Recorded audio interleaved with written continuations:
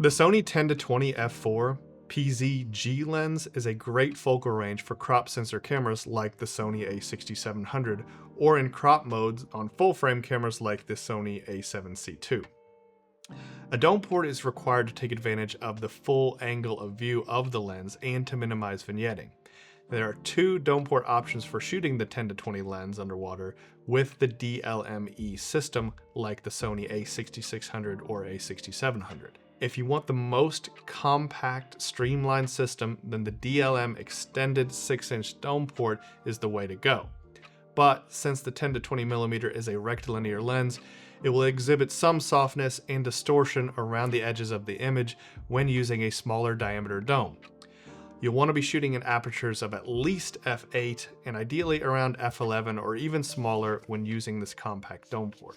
The larger DLM 8-inch diameter dome port will give you better image quality around the edges and is also critical if you're planning to shoot any split shots where the dome is half in and half out of the water. With either of these options, you will need to use the power zoom feature of the lens to go from wide angle to telephoto.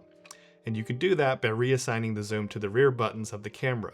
And Logan has made an excellent video showing you just how to do that. We'll drop that in the link below. What's nice about this is we can leave the lens attached to the camera and we can install the camera and lens together through the back of the housing without having to deal with any gear sleeves. Now, whether you're using the large dome port or the small dome port, the assembly method is going to be the same. What we're going to do is take focus and look at the 3 thumb screws that are going inside the dome, and we're going to back each of those thumb screws out so that they're not protruding to the inside diameter of the port. And that'll prevent it from snagging an O-ring as you put it onto the housing. So after you've ensured that all 3 are backed out and free from the inside diameter, take your finger and run it across the sealing surface and make sure that it's free of debris and checking for any imperfections. Set that down here. We're going to use a little bit of the Ikelite lubricant. Put it between your finger and thumb. It doesn't take much. This is just to overcome friction, as it does not actually affect creating the seal. It just overcomes the friction when the 2 parts go together. So I'm going to take that, I'm going to apply it to the O-ring on the housing, checking again for debris, any hair, visual inspection. And then I'm going to also apply a little bit of that to the sealing surface of the dome, and that lets me not only apply some lubricant to that surface, but it also lets me check for any debris that might be there. Now in the large dome's case, you're going to notice that one of the thumb screws corresponds with the shade, and that's going to be the top of our housing. So what we'll do, set our housing down on the back. We're going to triple check that the 3 thumb screws are not protruding to the inside. Place the dome port on the housing and gently press down until it's seated all the way around the circumference. Once in place, all we have to do is tighten down all 3 of the thumb screws.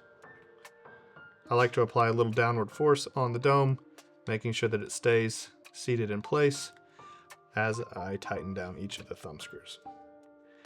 Now, if you find that you can't reach in there properly, you can use the tool, but keep in mind that you don't need to really tighten these thumb screws down, as they are just retention thumb screws. They don't actually affect the seal. Now that we have our dome port attached to our housing, all we have to do is open the back, release the locking mechanism, and lift the lid snap. Take the back off of the housing. Check our control placement. Everything is not going to cause interference. Slide the hot shoe on. And now all we have to do is drop in the camera and lens together. And we don't have to mess with any gear sleeves, because we're going to use the power zoom function of the lens, replace the back. Take the time, check your sealing surfaces, check your O-ring. Now this is a compression seal. You don't have to use lubricant because it's a compression seal. There's no friction to overcome. Take your lid snaps, place them back over the hooks, and then simultaneously tighten down and check that they are locked in place. Now I've assigned zoom to the middle and bottom directional buttons on the back of the camera, so I can use the middle button to zoom in and the bottom button to zoom out. If you have any questions about this installation, please reach out to us via ikelite@ikelite.com. We're here and happy to help.